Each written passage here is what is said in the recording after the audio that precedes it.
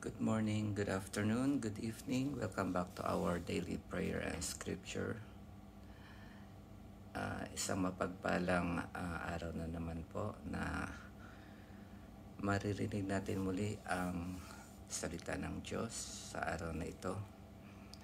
Ang mabuting balita ng ating Panginoon ayon kay San Juan. Chapter 19, verse 25 up to 34. Papuri sa iyo, Panginoon. Nakatayo sa tabi ng krus ni Jesus ang kanyang ina at ang kapatid na babae nitong si Maria, na asawa ni Cleopas. Naroon din si Maria Magdalena. Nang makita ni Jesus ang kanyang ina at ang minamahal niyang alagad sa tabi nito, kanyang sinabi, "Ginang, narito ang iyong anak."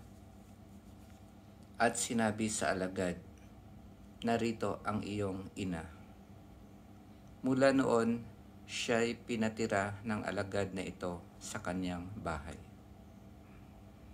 Pagkatapos nito, alam ni Jesus na naganap na ang lahat ng bagay, at bilang katuparan ng kasulatan, ay sinabi niya, "Nauuhaw ako."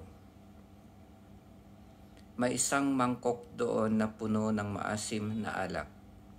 Itinubog nila rito ang isang espongha, ikinabit sa sanga ng isopo at idiniit sa kanyang bibig. Nang masipsip ni Jesus ang alak ay kanyang sinabi, "Naganap na." Iniyukayok niya ang kanyang ulo at nalagot ang kanyang hininga.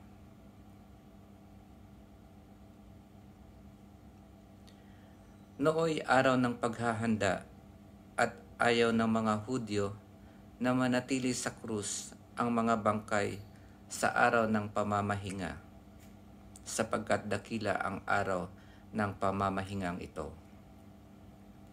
Kaya't hiniling nila kay Pilato na ipabali nito ang mga binti ng mga ipinako sa krus at alisin doon ang mga bangkay. Naparoon nga ang mga kawal at binali ang mga binti ng dalawang ipinakong kasabay ni Jesus.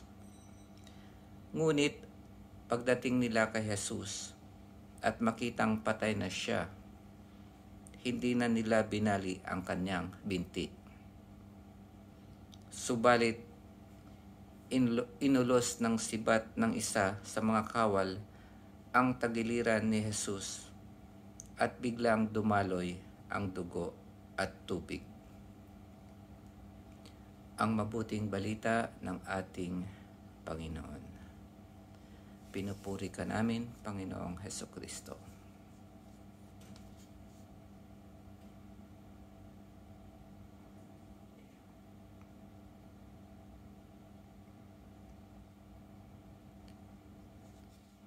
Yung magandang pag-inilayan po natin dito sa mabuting balita ng ating Panginoon sa araw na ito ay ang ipinagkatiwala ng ating Panginoong Jesus, si Maria, sa alagad.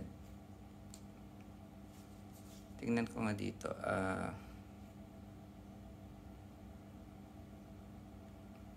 Mula noon siya'y pinatira ng alagad na ito sa kanyang bahay. Yung alagad is disciple.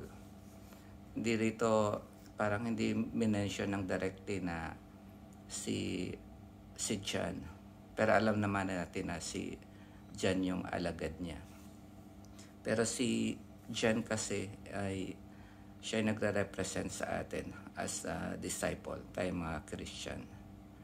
At makikita natin dito na wala ng ibang kapatid pa si Jesus, sapagkat ipinagkatiwala niya kay John ang kanyang ina.